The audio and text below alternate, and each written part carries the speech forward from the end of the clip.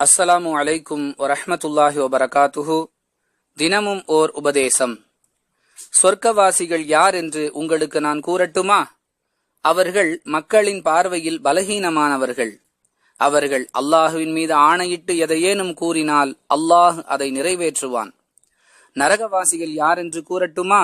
அவர்கள் இரக்கமற்றவர்கள், அகம்பாவம் கொண்டவர்கள், பெருமை பிடித்தவர்கள் என்று ரசூலுல்லாஹி ஸல்லல்லாஹு அலைஹி வஸல்லம் அவர்கள் கூறினார்கள். அறிவிப்பவர் ஹாரிசா இப்னு வஹப் ரலியல்லாஹு அன்ஹு. நூல் புகாரி, ஹதீஸ் எண் 6071.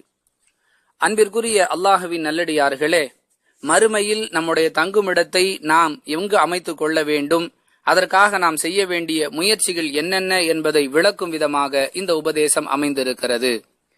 மக்களின் பார்வையில் நாம் அற்பமானவர்களாக தெரிந்தாலும் பரவாயில்லை, நாம் எதையாவது அல்லாஹுவின் மீது ஆணையிட்டு கூறினால் அதை அல்லாஹ் நிறைவேற்றி தரக்கூடிய அளவிற்கு நம்முடைய செயல்பாடுகளை நல்ல விதமாக அமைத்துக் கொள்வதே நாம் சொர்க்கத்திற்கு செல்வதற்கான முயற்சி என்பதையும், அதற்கு நேர் மாற்றமாக இரக்கமற்றவர்களாக, அகம்பாவம் கொண்டவர்களாக, பெருமை பிடித்தவர்களாக நம்முடைய வாழ்வு அமைந்து விட்டால் அது நம்மை நரகத்திற்கு இட்டு சென்று விடும் என்பதையும் புரிய வைக்கும் விதமாக இந்த உபதேசம் அமைந்திருக்கிறது.